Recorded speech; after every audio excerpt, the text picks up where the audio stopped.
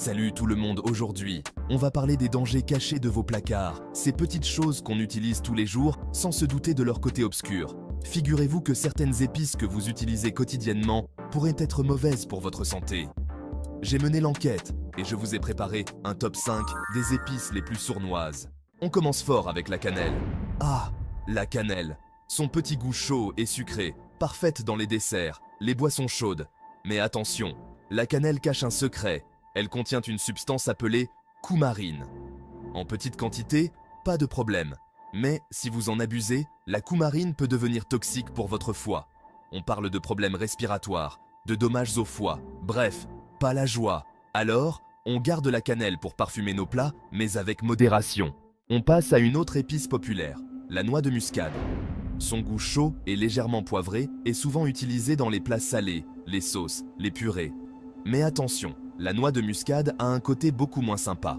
Elle contient une substance appelée myristicine, qui peut provoquer des hallucinations si elle est consommée en grande quantité. On parle de nausées, de vomissements, de vertiges. Et dans les cas les plus graves, on peut même faire des crises d'épilepsie. Une pincée suffit amplement pour donner du goût. Pas besoin de transformer votre cuisine en laboratoire à hallucinations. On continue avec le safran, cette épice précieuse surnommée l'or rouge. Le safran, c'est l'épice la plus chère au monde, mais saviez-vous qu'elle peut aussi être dangereuse? Le safran contient une substance appelée crocine, qui est toxique à haute dose. On parle de vomissements, de diarrhée, de saignements.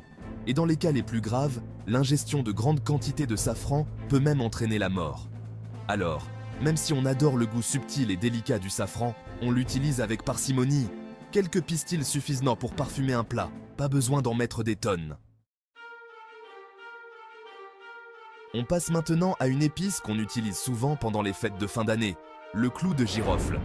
Son arôme puissant et épicé est parfait pour parfumer les vins chauds, les pains d'épices. Mais attention, le clou de girofle peut aussi vous jouer des tours. Il peut être irritant pour les muqueuses. Si vous en mettez trop dans votre bouche, vous risquez de vous retrouver avec la langue en feu. Et si vous l'utilisez en huile essentielle, il faut être très prudent car elle peut provoquer des brûlures. Ensuite, le clou de girofle peut aussi provoquer des allergies. Si vous avez la peau sensible, il vaut mieux éviter d'en utiliser directement sur votre peau. Bref, le clou de girofle, c'est un peu comme un ami un peu lourd. On l'aime bien, mais il faut savoir le gérer.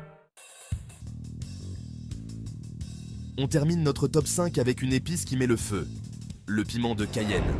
Bon, là, je ne vous apprends rien. Le piment, ça pique. Mais ce que vous ne savez peut-être pas, c'est que le piment de Cayenne peut être dangereux si on ne le manipule pas avec précaution. Il peut provoquer des irritations et des brûlures. Si vous en mettez dans vos yeux, vous allez le regretter amèrement. Et si vous en ingérez en grande quantité, vous risquez de vous retrouver avec des problèmes digestifs assez désagréables. Alors, on garde le piment de Cayenne pour relever nos plats, mais on l'utilise avec modération. Et surtout, on se lave bien les mains après l'avoir manipulé. On ne se rend pas toujours compte à quel point des choses qu'on utilise tous les jours peuvent être dangereuses si on n'y prend pas garde.